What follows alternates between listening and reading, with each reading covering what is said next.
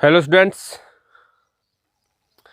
हमने अब तक पार्शियल डिफरेंशिएशन में one time derivative, two time derivative हम पढ़ चुके हैं। Partial derivative with respect to जितने वेरिएबल दे रखे हैं 1, 2, 3 जितने भी एक्स वाई जेड, ठीक है। उसके बाद हमने होमोजीनियस फंक्शन के ऊपर आयलर थ्योरम पढ़ी, उसके ऊपर एग्जाम्पल किए और उसकी एक सब थ्योरम या फिर ऊपर में यानी कि कोरोलरी पढ़ी थी, ठीक है। लेकिन आज हम कंपोजिशन फंक्शन के बारे में पढ़ेंगे। जैसा कि मैंने आपको पहले भी कुछ एग्जांपल्स को कंपोजिशन फंक्शन की हेल्प से डेरिवेटिव करके दिखाया था। तो देखो, आज हम कंपोजिशन फंक्शन के बारे में पढ़ेंगे और उसके डेरिवेटिव के बारे में पढ़ेंगे, ठीक है। कंपोजिट फंक्शन, तो इसके लिए देखो, कोई भी फंक्शन होगा उसमें दो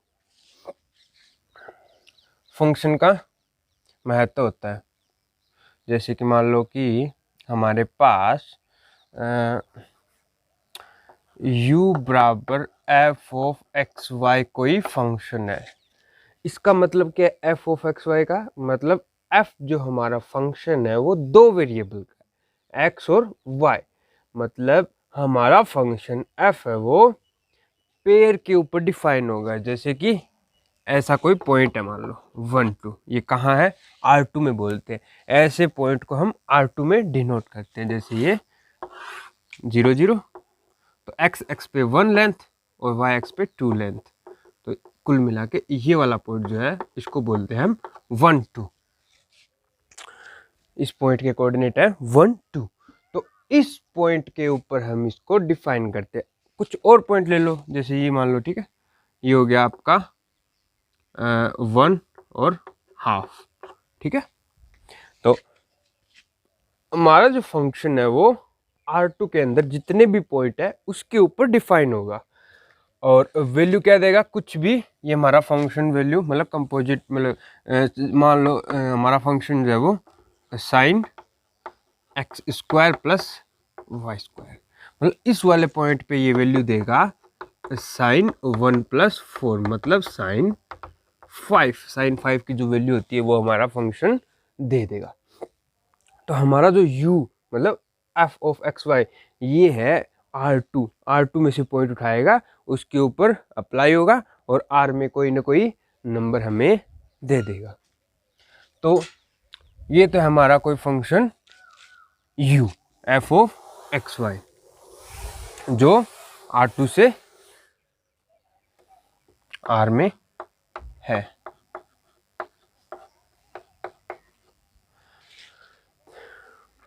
कंपोजिट फंक्शन, मान लो ये हमारा x भी किसी वेरिएबल t का फंक्शन है। जैसे मान लो x हमें दे रखा है साइन t, नया फंक्शन हो सकता है मे बी, और y = क्या है?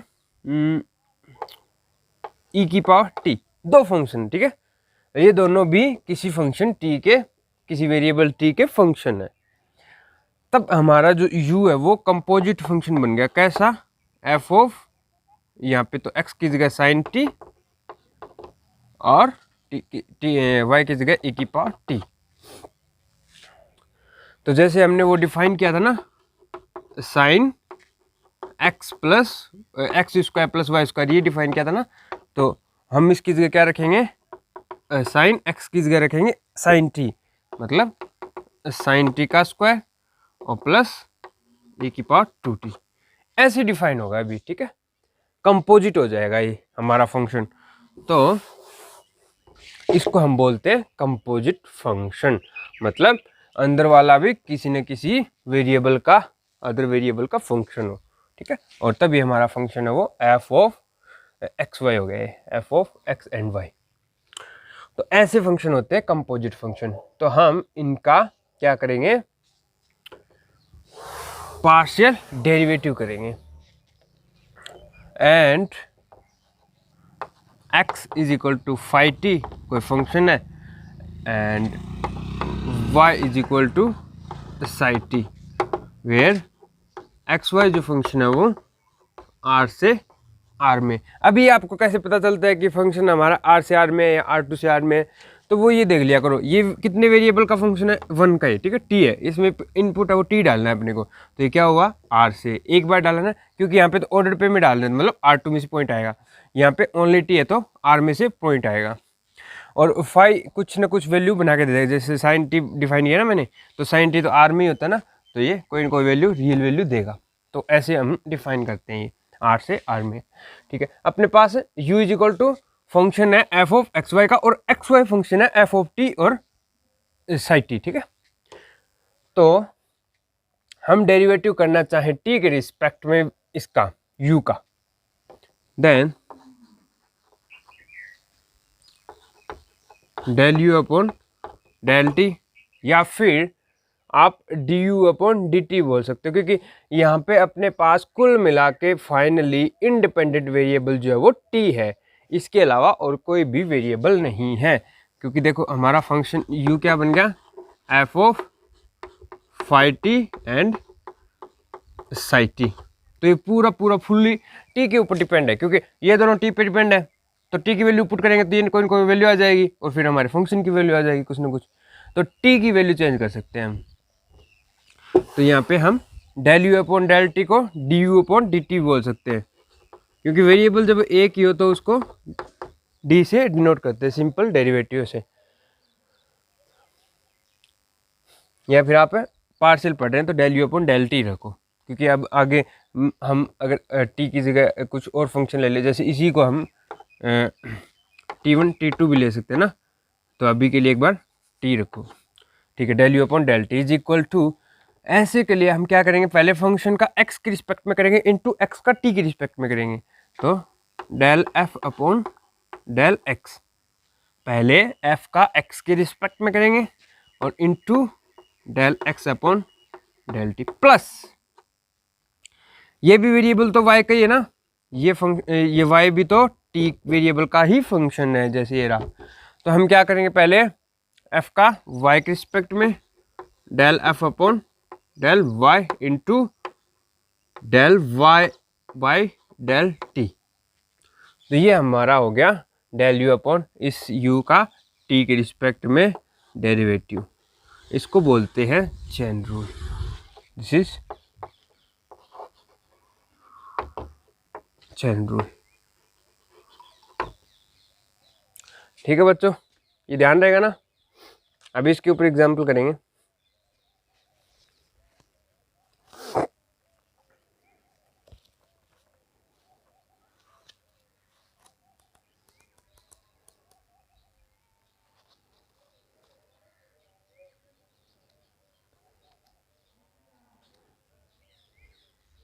देखो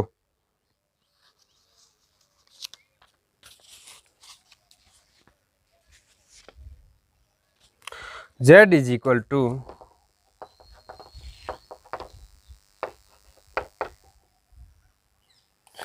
x y square plus x square y, तो ये हमारा u जो फंक्शन था एफ ऑफ एक्स वाई का वो है, ये x वो क्या है, x y square plus x square y, यानी कि एक्स वाई का ये फंक्शन हो गया। और जहाँ पे हमारा x जो है वो 80 स्क्वायर है और y बराबर 280 है, ठीक है। x जो हमारा वो 80 स्क्वायर है, y है वो 280 है, मतलब x हमारा फंक्शन ऑफ t है, ठीक है, और y भी फंक्शन ऑफ t है। इतनी बात समझ में आ गई। तो इसने पूछा है verify this by direct substitution also, हम del z upon del t find करना है, देन फाइंड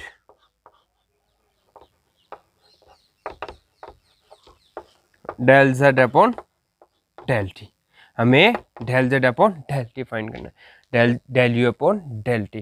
तो इसके लिए हम क्या करेंगे, जो भी हमारा ये फंक्शन है इसका पहले x के रिस्पेक्ट में पार्शियल डेरिवेटिव, x के रिस्पेक्ट में पार्शियल डेरिवेटिव, ठीक है, इनटू हमारा जो फंक्शन x है उसका t के रिस्पेक्ट में पार्शियल डेरिवेटिव, या फिर हमारा जो x है वो ओनली सिंगल वेरिएबल का तो ओनली t के रिस्पेक्ट में, ओके। तो देखो, और फिर प्लस हमारे फंक्शन f का y के रिस्पेक्ट में और इंटू y का t के रिस्पेक्ट में। तो सबसे पहले हम z का x के रिस्पेक्ट में करेंगे, तो z का x के रिस्पेक्ट में करेंगे पार्शियल डेरिवेटिव, तो y कांस्टेंट बन जाएगा। तो इसका करेंगे तो आएगा अपने पास वाई स्क्वायर, प्लस इसका करेंगे तो एक्स स्क्वायर का 2x और y है कांस्टेंट तो y रहेगा, तो 2xy। तो ये हमारा आ गया del f upon del x into del x upon del t. इसका करो आप टी के रिस्पेक्ट में डेरिवेटिव, तो ये हो गया 2a t प्लस अब हमारे फंक्शन z का y के रिस्पेक्ट में करो, हमारे फंक्शन f का y के रिस्पेक्ट में। तो हमारे यहाँ पे फंक्शन जो z है वो क्या है, उसके y के रिस्पेक्ट में करोगे तो ये क्या हो जाएगा 2xy प्लस 2xy प्लस इसका करोगे तो x square into del y upon del t. Del y upon del t का आ गया, टी का 1 हो गया, 2a बच गया। ये हमारा कुल मिला के पार्शियल डेरिवेटिव हो चुका है। आगे देखो, इसको थोड़ा सिंप्लीफाई कर लो, इसको अंदर मल्टीप्लाई करवा दो वाई स्क्वायर के साथ, या फिर सॉरी आप यहाँ पे टी में वैल्यू निकालोगे ना, तो इसकी वैल्यू रख दो एक्स और वाई की यहाँ पे, तो सारी की सारी ये टी में हमारा फंक्शन आ जाएगा। तो वाई की जगह रखोगे तो क्या हो जाएगा 2a t स्क्वायर, मतलब 2a t का होल स्क्वायर, मतलब 4a square t, 4a square t square plus 2x into y, इन दोनों को मल्टीप्लाई करो, 2a square t cube, 2a square t cube, आई ना बात सुनने, और इंटू में है 2a t plus x 2xy है, 2xy का फिर वही आ गया ये देखो यहाँ पे 2 एक ऑलरेडी था और xy का ये वाला 2 है, तो ये 4 हो गया।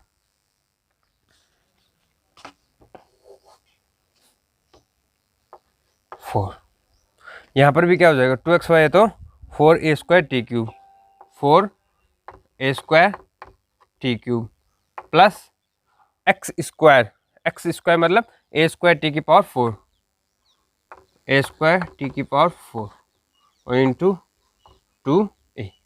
तो ये हमारा हो गया टी में। अब इसको थोड़ा सिंप्लीफाई कर लो,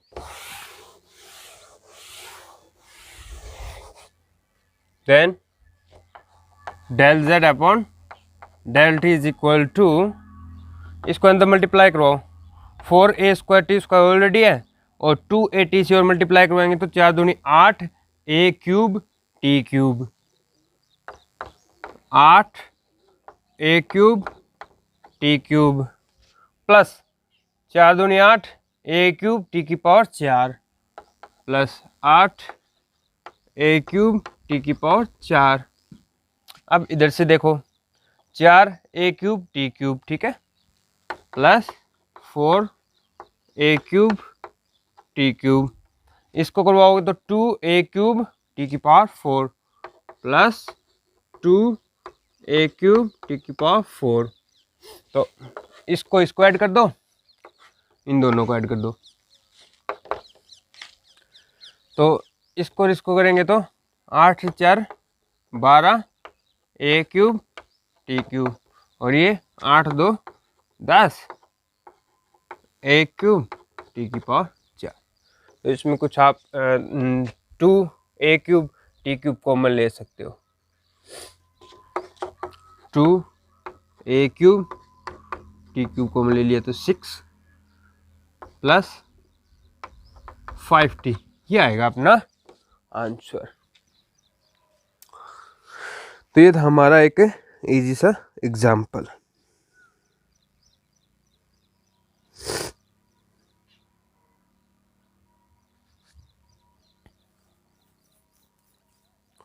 अब देखो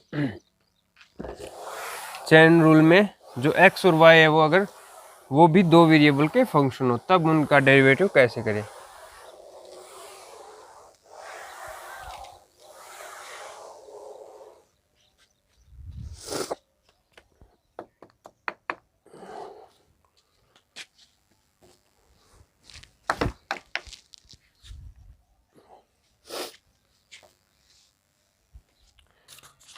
अब देखो, लेट u बराबर f ऑफ एक्स वाई कोई फंक्शन है, be a continuous differential function, be ए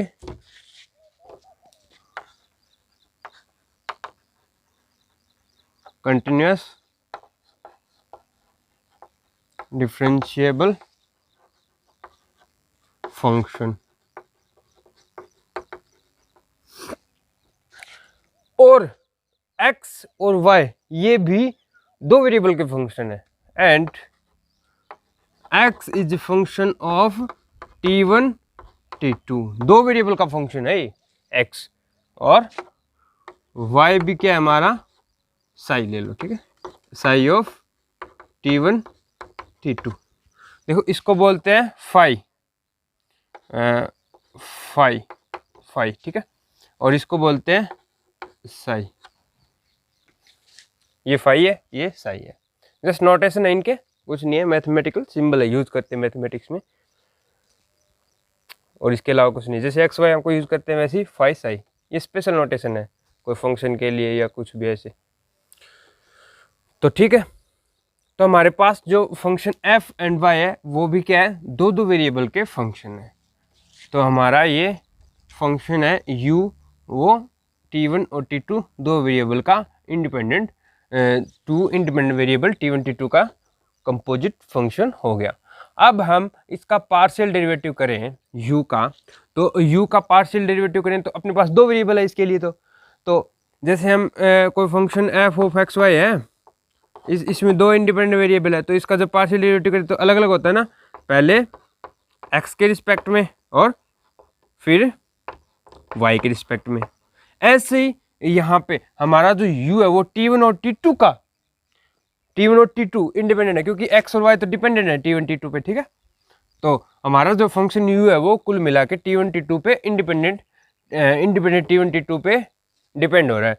तो इसका जब पार्शियल डेरिवेटिव करेंगे तो एक बार t1 के रिस्पेक्ट में और दूसरी बार t2 के रिस्पेक्ट में करेंगे। तो पहले हम करेंगे del u upon del t1, ठीक है बच्चों।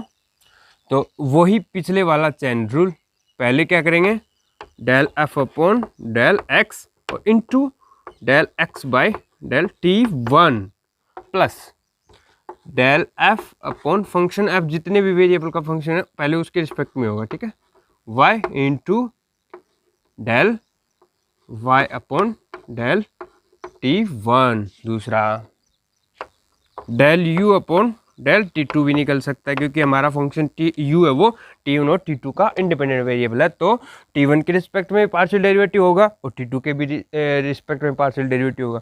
तो इसके रिस्पेक्ट में भी करेंगे तो del f upon del x into del x upon del t2 plus del f upon del y और del y upon del t2। तो ये हमारा बन गया टू वेरिएबल के लिए चेन रूल, पार्शियल डेरिवेटिव्स। अब मान लो हमारा z तीन वेरिएबल का होता तो एक z और ऐड कर दिया, और z भी क्या हो रहा था, z is equal to phi psi नीटा जिट्टा, ठीक है, ये इसको नीटा बोलते हैं, नीटा, ठीक है, नीटा ऑफ t1 t2, ये कोई एक और फंक्शन है। तब हम क्या करते, तब जब हम इसका डेरिवेटिव करते हैं u का, तो पहले फंक्शन f का x के रिस्पेक्ट में और इंटू x का t1 के रिस्पेक्ट में, फिर f का y के रिस्पेक्ट में इंटू y का t1 के रिस्पेक्ट में, फिर f का z के रिस्पेक्ट में और प्लस z का t1 के रिस्पेक्ट में, plus del f upon del z और del z upon del t1। तो ये इसको नोट कर लो तीन वेरिएबल के लिए, del z upon del t2, ठीक है। अब मान लो हमारा फंक्शन तो वही टू वेरिएबल का था, लेकिन हमारे पास फाई और एक्स और वाई है वो उनके वेरिएबल बढ़ गए, मान लो 3 हो गए, T3 हो गए, T3 तक। तो T3 तब हम जब इसका पार्शियल डेरिवेटिव करेंगे u का, तो ये तो आएगा नहीं क्योंकि z तो अपने पास है नहीं अब की बार। तो एक और चीज़ बढ़ जाएगी, T3 के रिस्पेक्ट में भी पार्शियल डेरिवेटिव बढ़ जाएगा, del u upon del T3। तो वही सेम चीज़ del f upon del x और del x upon del T3 plus del f upon del y और del y upon del T3। समझ में आई ना बात? तो देखो, अगर हमारे जो लास्ट के जो अंदर वाले फंक्शन है x और y, अगर उनमें वेरिएबल की संख्या बढ़ती है तो हमारे पार्शियल डेरिवेटिव में जितनी इक्वेशन आ रही है उनकी संख्या बढ़ती है। अगर हमारे पास 3 वेरिएबल है तो पार्शियल डेरिवेटिव तीनों के रिस्पेक्ट में अलग अलग होगा, मतलब जितने वेरिएबल है उतने टाइम 3 इक्वेशन बन जाएगी। और सेकंड बात क्या है, हमारा फंक्शन f जो फंक्शन था उसमें अगर वेरिएबल ये जो डिपेंडेंट ये इंडिपेंडेंट वेरिएबल या जो भी वेरिएबल बढ़ते हैं x y z, और z है वो इनके फंक्शन है, तो x y z बढ़ते हैं तो हमारे जो पार्शियल डेरिवेटिव में जो टर्म्स आ रही एडिशन में 1 2 3 जितने वेरिएबल है उतने बढ़ जाएंगे। अगर यहाँ पे x y z w 4 variable हो रहे हो तो फिर 1 2 3 4 टर्म आ जाएगी, ठीक है। n हो रहे हो तो n टर्म आ जाएगी। तो एक independent n variable x1 x2 x3 से लेके xn तक, और हमारा जो x1 x से लेके xn तक जो है उनके वेरिएबल हम 2 ले रहे हैं, तो मतलब 2 इक्वेशन बनेगी पार्शियल डेरिवेटिव के लिए। तो वो और देख लो इन जनरल, तो ये आप नोट कर लो नोटबुक में, ठीक है। बहुत ही यूजफुल चीज़ है, आगे भी काम आने वाली है आपके। तो अभी से अगर आपका बेसिक स्ट्रॉन्ग हो गया तो फिर आपको आगे कोई दिक्कत नहीं आएगी, आराम से आप कर पाओगे। अब हम ले रहे हैं एक u हमारा फंक्शन है x1 x2 x3 से लेके xn तक। हमारा जो फंक्शन f है उसके अंदर r टपल बोलते हैं इसको, नहीं सॉरी n टपल बोलते हैं इसको, मतलब जैसे कोऑर्डिनेट 2 1 2 ये जो था हमारा, ये तो इसमें 2 2 वो आ रहे पेयर आ रहे, मतलब 2 में पेयर आ रहा है 1 2, ठीक है। ऐसे ही अगर आर एन में स्पेस हमारा आर एन होगा तो उसमें कोई भी पॉइंट होगा उसको डिनोट करने के लिए एक आर वेक्टर एन वेक्टर चाहिएगा, जैसे A1 A2 से लेके एन तक इन जनरल, जैसे मतलब 1 1 1 है तो 1 1 1 1 एन टाइम, ठीक है, एन बार 1 1 आएगा। तो इस पॉइंट की नोटेशन है वो एन टाइम 1 1 1 है, ठीक है। ऐसे ही कोई और पॉइंट 1 2 3 4 5 से लेके एन तक कोई हो सकता है मे भी। तो ये जो हमारा u है वो आर एन से आर में फंक्शन है, आर एन से आर में कंटिन्यूअस डिफरेंशिएबल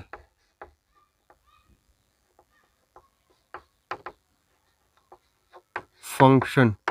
तो देखो ये डिफरेंशिएबल इसलिए लगाया कि अगर हमारा फंक्शन डिफरेंशिएबल है, मतलब उसका जब हम डेरिवेटिव कर सकते हैं तभी तो हम उसका पार्शियल डेरिवेटिव करेंगे ना, इसलिए। और कोई भी फंक्शन डिफरेंशिएबल होगा वो ऑलवेज कंटिन्यूस होता है, ये आपके डेफिनेशन आगे आएगी अगली क्लास में। तो कंटिन्यूटी डेरिवेटिव ये आपने तो एक बार 12th में पढ़ा हुआ है, लेकिन उसमें डायरेक्ट आपको डेरिवेटिव करना होता है, ये नहीं पूछा जाता कि ये फंक्शन डिफरेंशिएबल है या कंटिन्यूस है, ऐसे कुछ है। लेकिन आपके सेकंड ईयर में एक पेपर है हायर कैलकुलस, पेपर शायद 2 होगा है वो, तो उसमें बुक लगती है हायर कैलकुलस, तो वो पूरी इसी पे बेस है कि कौन सा फंक्शन कंटिन्यूस है कौन सा डिफरेंशिएबल है। डिफरेंशिएबल है तो उसकी प्रॉपर्टीज़ बहुत सारी थ्योरम्स बनी हुई है, मीन वैल्यू थ्योरम वगैरह, रोल थ्योरम, ठीक है। तो वो सब इसमें आएगा आपके। तो है थ्योरेटिकल बुक है, अच्छी है, इजी है, आ जाएगी समझ में, क्योंकि ये तो बेस है। अब मैथमेटिक्स आपको सीखना है तो ये चीज़ें फंक्शंस के बारे में तो सीखना ही है आपको, ये बेस है, बेस, ठीक है। तो अपने पास u हमारा कोई आर एन से आर में एक फंक्शन है, और x1 से लेके ये सारे के सारे ये कोई फंक्शन है, जैसे मान लो 5 1 T1 T2 का, ठीक है, और x2 है phi 2 T1 T2, ऐसे चलते जाएंगे। और जो xn है वो भी phi n T1 T2, ऐसे फंक्शन दे रखे हैं। तब हम क्या करेंगे, देखो ये सारे के सारे टू वेरिएबल इनके लिए इंडिपेंडेंट में आ रहे हैं, T1 और T2, ये इंडिपेंडेंट का काम कर रहे हैं क्योंकि सारे x1 से लेके xn तक ये T1 T2 पे डिपेंड हो रहे हैं। तो हमारा फंक्शन u भी है वो T1 T2 पे डिपेंड होगा। इंडिपेंडेंट क्या होगा, T1 और T2। तो हम इंडिपेंडेंट वेरिएबल के रिस्पेक्ट में हमेशा पार्शियल डेरिवेटिव करते हैं, तो u का T1 के रिस्पेक्ट में करेंगे और T2 के रिस्पेक्ट में करेंगे। तो पहले देखो करते हैं del u upon del T1, तो ये क्या होगा, del f upon del x1 और into del x1 by del T1 plus del f upon del x2 और del x2 by del T1, और ये चलता जाएगा, लास्ट में क्या आएगा, del f upon del xn और del xn by del T1। ऐसे ही हम del u upon del T2 के रिस्पेक्ट में भी कर सकते हैं, मतलब del f upon del x1 और del x1 by del T2 plus del f upon del x2 by del T2,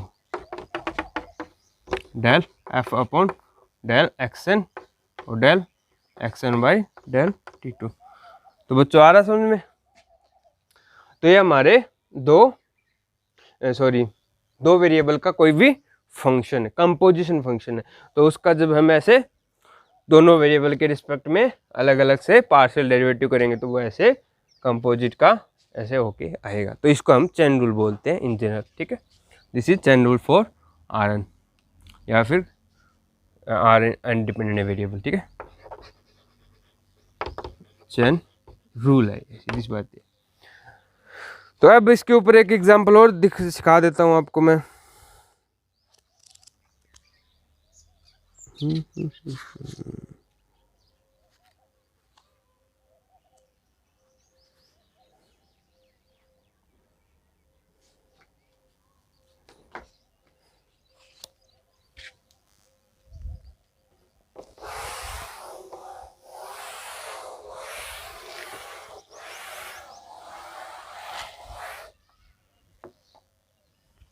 देखो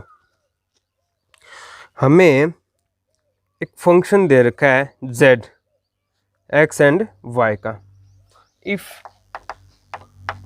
z is a function of x and y, इसका मतलब z है वो f ऑफ एक्स वाई, ठीक है। और साथ ही साथ हमें क्या दे रखा है, एक्स वाई भी किसी दो वेरिएबल की फंक्शन है, and x is equal to e की पावर u प्लस e की power minus v, and y is equal to e की power minus u minus e की पावर v। तो देखो हमारा जो फंक्शन x है वो क्या हुआ, u v का फंक्शन हुआ, y भी क्या है, u v का फंक्शन है। तो हमारा z है वो u v पे डिपेंड हो रहा है। तो इसने पूछा कि verify that, prove that del z upon del u, del z upon del u minus del z upon del v is equal to x del z upon del x minus y del z upon del y, ये हमें पूछा गया है।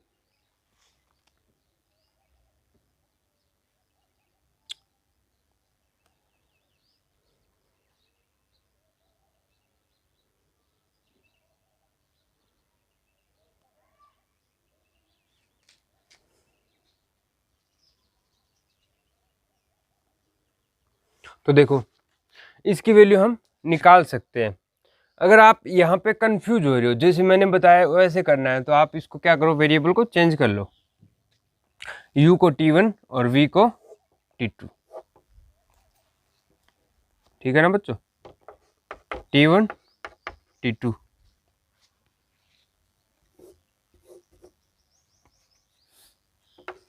t1 t2। तो यहाँ पे जब पूछा गया है तो u की जगह तो t1 और v की जगह t2, t1 t2 ये पूछा गया है हमें। तो देखो मैंने अभी आपको कंपोजिट में करवाया है कि z upon del z upon del z upon del t1 कैसे निकालेंगे।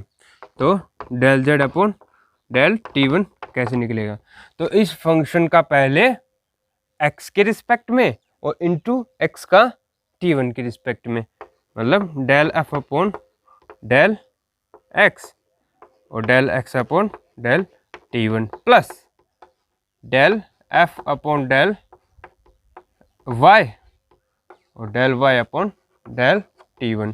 ऐसे ही हम t2 के रिस्पेक्ट में निकालेंगे ये वाला नंबर और फिर इनको सब्ट्रैक्ट कर देंगे। और आप देखो ये f और z एक ही फंक्शन है ना, मतलब इक्वल है, बस नोटेशन चेंज है। तो यहाँ पे आप z भी रख सकते हो f की जगह, ठीक है, z, क्योंकि ये तो एक ही फंक्शन है, नो प्रॉब्लम, ठीक है। तो del z upon del x into x का करो t1 के रिस्पेक्ट में डेरिवेटिव पार्शियल। जब t1 के रिस्पेक्ट में करेंगे तो t2 बन जाता है कांस्टेंट, तो e की पावर कांस्टेंट हो गया कांस्टेंट, तो वेरिएबल ओनली ये वाला है। तो जब x का इस t1 के रिस्पेक्ट में करोगे तो क्या आ जाएगा, e की पावर t1 का e की पावर t1 ही रहेगा, तो e की पावर t1 ही रहेगा, plus del z upon del y, क्योंकि z के बारे में पता नहीं है वरना हम कर देते, तो लेकिन इसको नोटेशन सेम ही रखो, बस यही रखो, नोटेशन रखो, क्योंकि हमें ये फंक्शन है ऐसे दे नहीं रखा कि x square plus y square है। अगर ऐसा दे रखा होता तो हम डायरेक्ट ये करते 2y आ जाता है इसकी जगह, तो इसको छोड़ो, ठीक है, ओनली ये नोटेशन रख लो पार्शियल डेरिवेटिव का, और हमें यही पूछा गया है, इन्हीं में रिलेशन लाना है अपने को। तो del z upon del y, और वाई का करना है t1 के रिस्पेक्ट में, ये वाई है हमारा, इसका करना है t1 के रिस्पेक्ट में, तो t2 हो जाएगा कांस्टेंट, तो बचेगा ये। तो इसका जब करोगे पार्शियल डेरिवेटिव e की पावर माइनस t1 है, तो जब माइनस बाहर आ जाएगा, तो e की पावर माइनस t1 और माइनस बाहर आएगा तो यहाँ लगा दो, ठीक है बच्चों। तो ये आ गया अपना del z upon del t1, del z upon del t1। अब क्या करेंगे दूसरा, क्या, del z upon del t2, तो del z upon del t2, तो ये क्या आ जाएगा, del z upon del x और del x upon del t2 plus del z upon del y और del y upon del t2, ये आएगा।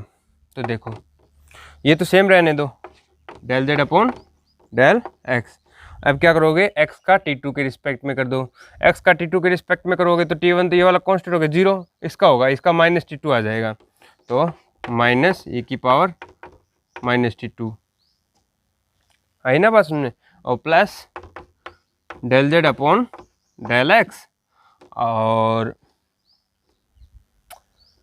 इसका क्या आ जाएगा, t2 के रिस्पेक्ट में माइनस ऑलरेडी है, तो और इसका ओनली t2 ही रहेगा, e की पावर t2 ही रहेगा, ठीक है ना। तो ये आ गया अपना दोनों फंक्शन का पार्शियल डेरिवेटिव। अब इनको आप कर दो सब्ट्रैक्ट, इसमें से ये वाला घटा दो, मतलब इस इक्वेशन में से ये वाली में से ये वाली घटा दो,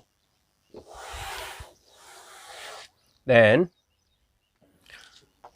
del z upon del t1 minus del z upon del t2, तो इसमें से ये घटाना है, तो यहाँ पे del z upon del x दोनों में कॉमन आएगा, तो del z upon del x common आया, तो इसको और इसको घटाओगे तो ये नेगेटिव साइन है ना इसके बाद, तो ये प्लस हो जाएगा, मतलब e की पावर t1 और प्लस e की पावर माइनस t2 प्लस दूसरी बार del z upon del y common आ गया, और आप ये भी नेगेटिव साइन है और यहाँ पे भी नेगेटिव साइन है, लेकिन ये क्या हो जाएगा, पॉजिटिव हो जाएगा, क्योंकि हम घटा रहे हैं, मतलब इस वाले में से ये घटा रहे हैं और ये नेगेटिव, तो पॉजिटिव हो जाएगा, तो ये नेगेटिव रहेगा और ये पॉजिटिव बन जाएगा।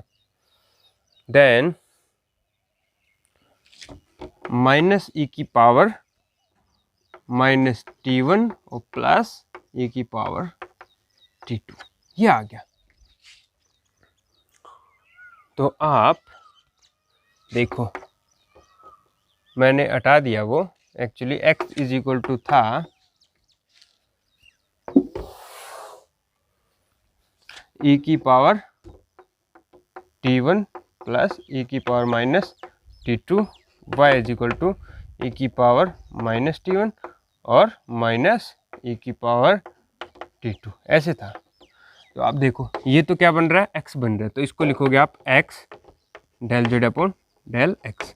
अगर इसमें से आप माइनस कॉमन ले लो तो ये क्या हो जाएगा, e की पावर माइनस T1 और माइनस e की पावर T2, जो क्या है y। तो इसमें से आपको माइनस कॉमन लेने पे आएगा ये, तो इसमें से ले लो आप माइनस बाहर, minus y del z upon del y।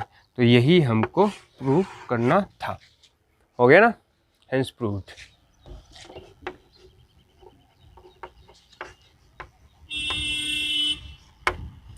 तो ये था हमारा इजी सा एग्जाम्पल। तो इसके ऊपर और भी बहुत सारे एग्जाम्पल है, तो आप उनको भी कर लेना। आज के लिए इतना ही, कल कुछ और पढ़ाएंगे।